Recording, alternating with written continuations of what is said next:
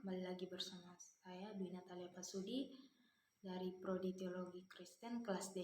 Di sini saya akan melanjutkan membaca firman Tuhan dari kitab Yohanes pasalnya yang ke-20 ayatnya yang pertama sampai ayatnya yang ke-31. Firman Tuhan, kebangkitan Yesus. Pada hari pertama minggu itu, pagi-pagi benar ketika hari masih gelap, pergilah Maria Magdalena ke kubur itu dan ia melihat bahwa batu telah diambil dari kubur. Ia berlari-lari mendapatkan Simon Petrus dan murid yang lain yang dikasihi Yesus dan berkata kepada mereka, "Tuhan telah diambil orang dari kuburnya dan kami tidak tahu di mana ia diletakkan." Maka berangkatlah Petrus dan murid-murid yang lain itu ke kubur.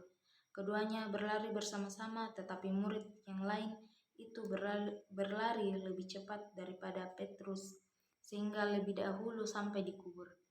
Ia menjenguk ke dalam dan melihat kain kafan terletak di tanah. Akan tetapi ia tidak masuk ke dalam. Maka datanglah Simon Petrus juga menyusul dia dan masuk ke dalam kubur itu. Ia melihat kain kafan terletak di tanah, sedang kain peluh yang tadinya ada di kepala Yesus tidak terletak dekat kain kafan itu, tetapi agak di samping di tempat yang lain dan sudah tergulung. Maka masuklah juga murid yang lain yang lebih dahulu sampai di kubur itu, dan ia melihatnya dan percaya. Sebab semalam itu mereka belum mengerti isi kitab suci yang mengatakan bahwa ia harus bangkit dari antara orang mati. Lalu pulanglah kedua murid itu ke rumah. Yesus menampakkan diri kepada Maria dan Magdalena. Tetapi Maria berdiri dekat kubur itu dan menangis. Sambil menangis, ia menjenguk ke dalam kubur itu. Dan tampaklah olehnya dua orang malaikat berpakaian putih, yang seorang duduk di sebelah kepala dan yang lain di sebelah kaki di tempat mayat Yesus terbaring. Kata malaikat itu kepadanya, "Ibu, mengapa engkau menangis?" Jawab Maria kepada mereka, "Tuhanku telah diambil orang dan aku tidak tahu di mana ia diletakkan." Sesudah berkata demikian, ia menoleh ke belakang dan melihat Yesus berdiri di situ, tetapi ia tidak tahu bahwa itu adalah Yesus. Kata Yesus kepadanya, "Ibu, mengapa engkau menangis? Siapakah yang engkau cari?" Maria menyangka orang itu adalah penunggu taman, lalu berkata kepadanya, "Tuan, jikalau Tuhan yang mengambil dia, katakanlah kepadaku di mana Tuhan meletakkan dia supaya aku dapat mengambilnya." Kata Yesus kepadanya, "Maria." Maria berpaling dan berkata kepadanya dalam bahasa Ibrani, "Rabuni," artinya guru. Kata Yesus kepadanya, "Janganlah engkau memegang aku, sebab aku belum pergi kepada Bapa. Tetapi pergilah kepada saudara-saudaraku dan katakanlah kepada mereka bahwa sekarang aku akan pergi kepada Bapakku dan Bapamu, kepada Allahku dan Allahmu."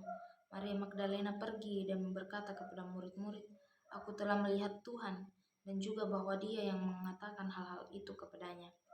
Yesus menampakkan diri kepada murid-muridnya. Ketika hari sudah malam, pada hari pertama minggu itu berkumpullah murid-murid Yesus di suatu tempat dengan pintu-pintu yang terkunci karena mereka takut kepada orang-orang Yahudi.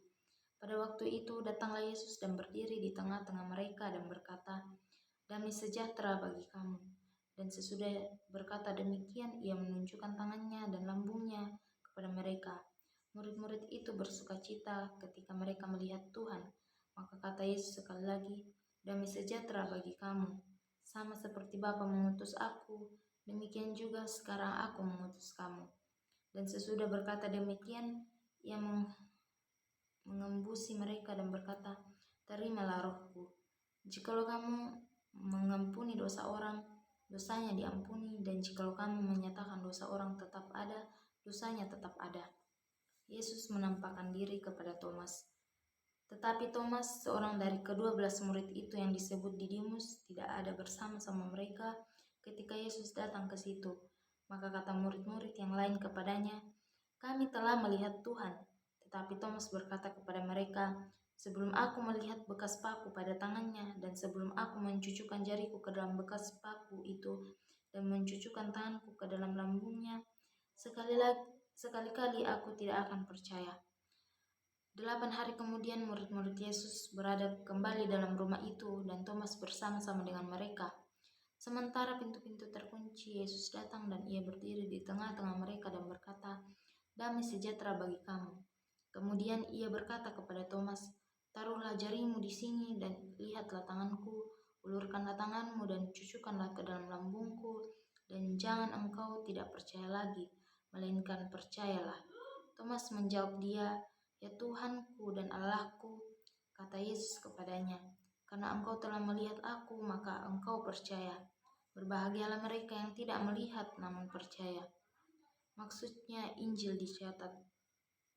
Memang masih banyak tanda lain yang dibuat Yesus di depan mata murid-muridnya yang tidak tercatat dalam kitab ini. Tetapi semua yang tercantum di sini telah dicatat supaya kamu percaya bahwa Yesuslah Mesias, Anak Allah, dan supaya kamu oleh imanmu memperoleh hidup dalam namanya. Demikianlah firman Tuhan. Yang dikatakan berbahagia adalah kita yang masih sempat mendengarkan serta membaca dan merenungkan akan firman-Nya. Sekian pembacaan firman pada saat ini. Saya ucapkan shalom dan terima kasih.